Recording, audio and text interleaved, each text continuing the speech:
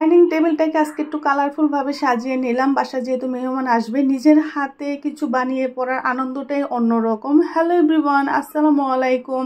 সকালে নাস্তা খুবই সিম্পল ছিল, চা ছিল, ব্রেড ছিল আর গাজরের হালুয়া। আর আমি আর আমার হাজবেন্ড নাস্তা খাওয়ার আগে সব সময় চিয়া সিড ভিজিয়ে খেয়ে নেই। তারপরে নাস্তা খেয়ে এই যে বাবা ছেলে নামাজ পড়তে যাচ্ছে, আর আমার ছোট ছেলে সবসময় নামাজ পড়তে যাওয়ার আগে এত খুশি থাকে, যায় নামাজটা কিভাবে ধরে রেখেছে মাশাআল্লাহ দেখেন।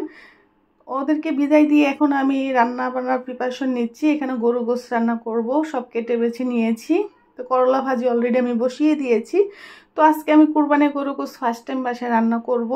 তো যেহেতু রান্না করব তার জন্য আমাদের দোকানের যে স্টাফ আছে ওদেরকে আমি স্টাফ বলি না, কারণ ওরা ছোট থেকে আমার কাছে, একদম ছোট থেকে আজকে বিয়ে করে ফেলেছে, কেউ বিয়ে করবে এই বয়স পর্যন্ত আমার কাছে ওরা। তো ওদেরকে রেখে না এইসব খাবারগুলো খেতে ভালো লাগে না। তার জন্য যেহেতু ফার্স্ট টাইম রান্না করতেছি, তো ওদেরও আমি ইনভাইট করেছি যেন বাসায় এসে যেন খেয়ে যায়। তো তো ওদের আবদার ছিল গরু গোশত আর ভাত, তো সাথে ভাজিটা আমাদের জন্য করেছি। তো এখানে আমি গোশতটাকে কষিয়ে নিলাম ভালোভাবে, তারপরে এটাকে দিয়ে দিলাম বিফটাকে। তো দিয়ে আজকে আমি পেঁপে আর আলু দুটোটাই মিক্স করে দিব। পেঁপেটা দিলে ঝোলটা যে গ্রেভি হয় ভালো লাগে খেতে আসলে, আর সব দিক দিয়ে ভালো হয়।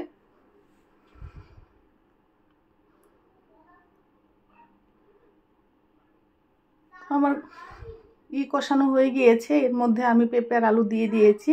তারপরে টক দই আর গোলমরিচ, জয়ফল, জয়ত্রী গুঁড়ো এগুলো সব দিয়ে এখন আমি ভালো করে মিক্স করে নেব।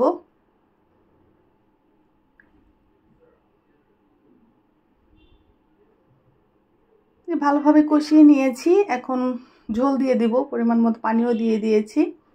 আর ওরা আমার হাতে গরু গোশতটা খেতে অনেক পছন্দ করে, তার জন্য গরু গোশত রান্না করলে আসলে ওদের ছাড়া খেতে ইচ্ছে করে না। তো যাই হোক, এই যে আমার রান্না হয়ে গিয়েছে, কালারটা খুব সুন্দর এসেছে।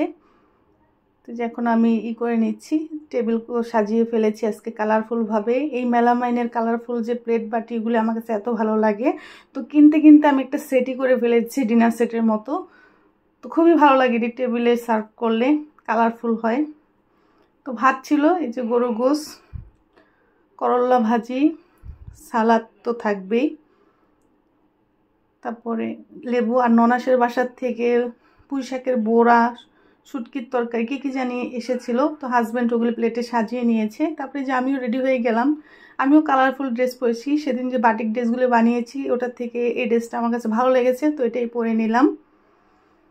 কেমন হয়েছে কমেন্টস করে জানাবেন। নিজের হাতে কিছু বানিয়ে পড়ার আনন্দটা অন্যরকম, এটা আসলে বলে প্রকাশ করা যাবে না। তারপর বাচ্চাদের সন্ধ্যার নাস্তায় বানিয়ে দিয়েছিলাম আমের পিঠা আর কি। তো এটা রেসিপি আমার পেজে দেওয়া আছে। তারপর রাত্রে হাজব্যান্ড আসার সময় এই যে সম্পাপড়ি এনেছে, এটা খেতে না আমার কাছে খুবই ভালো লাগে, একটু মিষ্টি বেশি, তারপরে কেন জানি অনেক ভালো লাগে। ছোটোবেলার কথা মনে পড়ে যায়, ছোটোবেলায় 1 টাকা করে বিক্রি করতো না সম্পাপড়িগুনি। তো ভিডিওটি ভালো লেগে থাকলে প্লিজ লাইক কমেন্ট শেয়ার করে দেবেন। আল্লাহ হাফিজ।